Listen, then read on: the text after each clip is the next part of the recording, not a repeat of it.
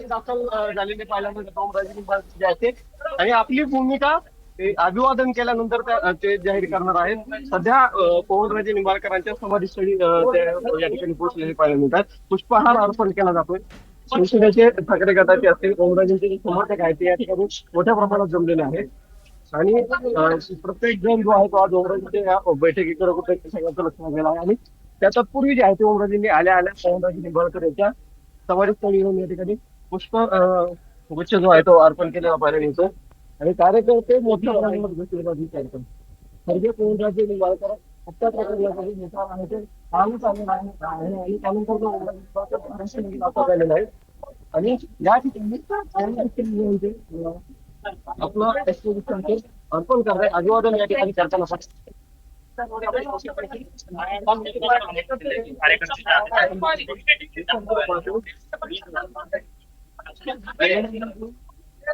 या ठिकाणी पुष्पहार केला जातोय. कार्यकर्ते देखील मध्ये आलेल्या सर्वप्रथम आपल्या वडिलांच्या समाधीस्थळी या ठिकाणी आलेले पाहायला मिळतात. त्यांच्याबरोबर त्यांचे लहान मुलगी जयराजे निंबाळकर त्याच्याबरोबर शिवसेनेचे अनेक पदाधिकारी देखील ओमराजे निंबाळकरांसोबत आलेले आहेत.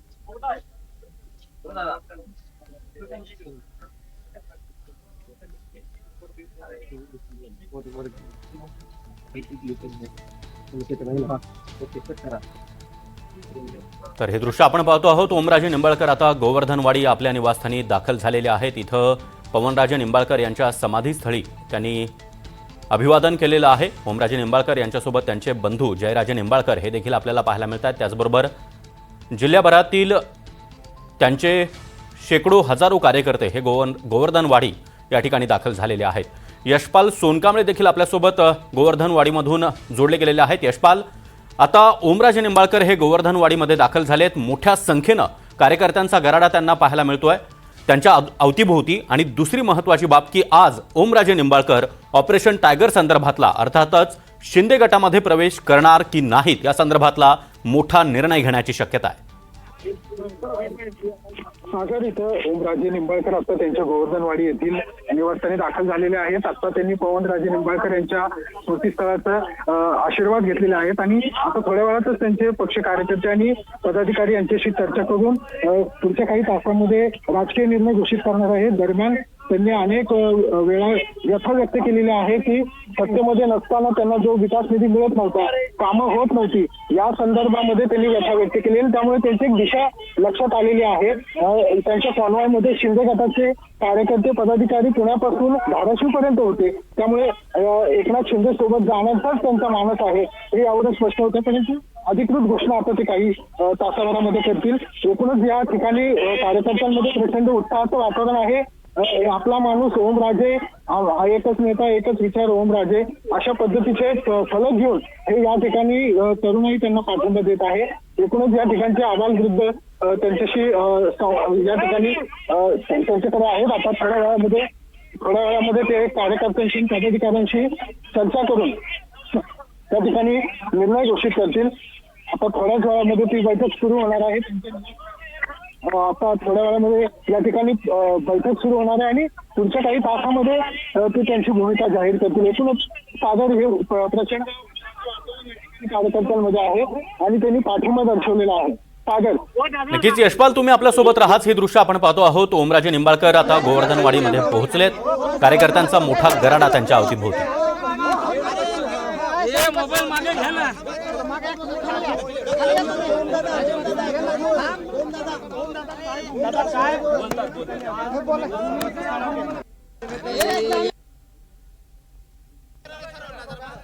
अरे शांत सगळ्याला बोलतील. तुम्ही आधी स्वतः व्यवस्थित शांत घ्या. स्वतः शांत उभा राहा. सर एक लक्षात घ्या, मी वारंवार तुमच्या सगळ्याला तेच सांगायलोय की आज माझ्या लोकसभा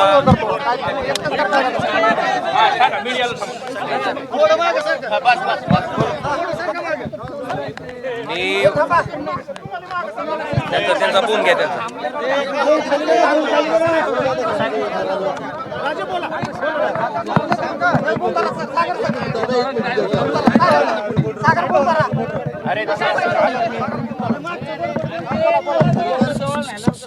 थोडं आता ऐका. दोन मिनिटं ऐका. तुम्ही प्रश्न नका. एक मिनिट.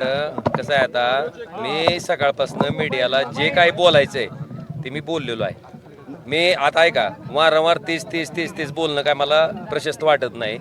मी आता माझ्या इथल्या धाराशिव लोकसभा मतदारसंघातल्या जे आमचे सर्वसामान्य लोक आहेत, कार्यकर्ते आहेत, जीवाभावाचे सगळे, त्यांच्या सगळ्यांसाठी वेळ दिलेला आहे.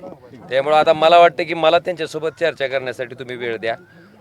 मी जे काय बोलायचंय पुण्यातनं निघत असतानाही बोललेलो आहे आणि जे काय सांगायचं ते सांगितलेलं आहे. आता जे सांगितलंय मला वाटतं ती प्रक्रिया तर मला पूर्ण करणं, सगळ्यांबरोबर चर्चा करणं, त्यांची मतं जाणून घेणं हे तर मला करावं लागणार आहे. मी ते करतो.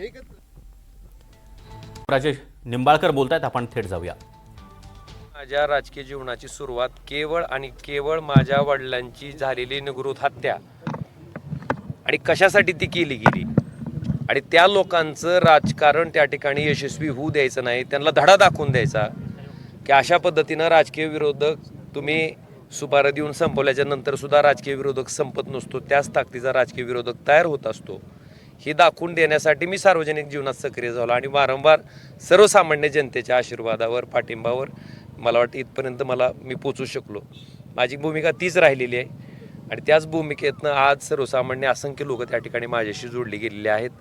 आज मला आपल्या सगळ्याला एवढं सांगायचं आहे की मागच्या 3-4 दिवसापासून सोशल मीडियावर काय चाललं हे बघण्यापेक्षा ओमराजे त्यांचा लोकप्रतिनिधी म्हणून कशा पद्धतीनं काम करतो हे सर्वसामान्य माणसाने अनेक वर्ष अनुभवलेलं आहे आणि माझ्यावरचा विश्वास आहे.